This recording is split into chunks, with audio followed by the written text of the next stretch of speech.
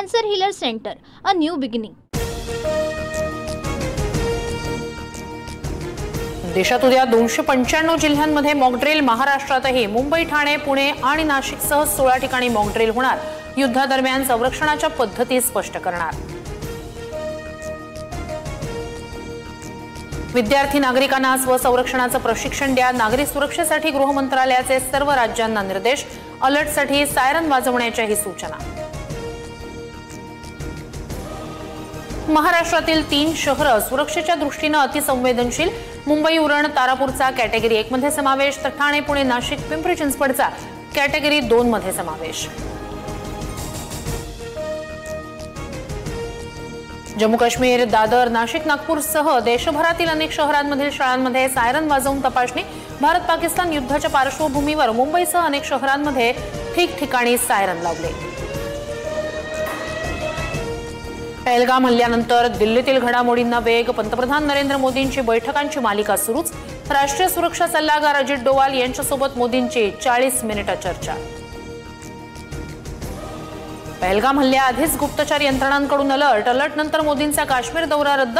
मग सामान्य पर्यटकांची सुरक्षा का करू शकला नाहीत? मल्लिकार्जुन खरगेंचा सवाल। राहुल गांधींकडून पहलगाम हल्ल्यातील शहीद विनय नरवाल यांच्या कुटुंबियांची भावनिक भेट। दोषींना अशी शिक्षा द्या की कुणी भारताकडे डोळे वर करून पाहणार नाही, राहुल गांधींचं ट्विट। मॉकड्रिल संदर्भात गृह मंत्रालयाची राज्याच्या सचिवांसोबत 3 तास बैठक। मॉकड्रिलचा देशभरातील तयारीचा आढावा घेतला। संभाव्य अडचणींच्या पडताळणीबाबत चर्चा। बैठकीनंतर सचिवांची माहिती। भारत पाकिस्तानवर 10 किंवा 11 मे रोजी हल्ला करू शकतो। रशियाच्या विजय दिवसानंतर पाकवर आक्रमण होण्याची शक्यता। पाकिस्तानचा भारतातील माजी राजदूत अब्दुल बासित कडून भीती व्यक्त। शहबाज शरीफ कुठे आहेत? पाकमध्ये पत्रकारांचा प्रश्न, तर पाकिस्तानचे पंतप्रधान सर्व गोष्टींची माहिती घेतात। उपपंतप्रधान इशाक दारचं उत्तर। भारताविरोधात विधानं करत पाककडून देशांतर्गत पाठिंबा मिळवण्याचा प्रयत्न। भारतानं पाकिस्तानवर हल्ला केल्यास जगात कुणीही वाचणार नाही। पाकचा संरक्षण मंत्री ख्वाजा आसिफ पुन्हा बरळला।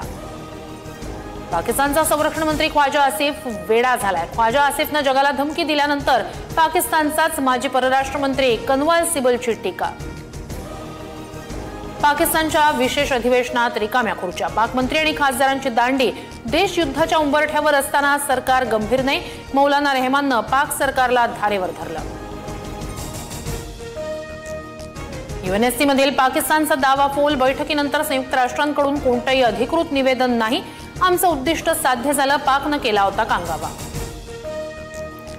अरबी समुद्रात चीनची हेरगिरी वाढली। भारतीय नौदलही सतर्क। चीन पाकिस्तानसाठी हेरगिरी करत असल्याचा संशय। भारतीय नौदलाचं चीनच्या हालचालींवर बारीक लक्ष।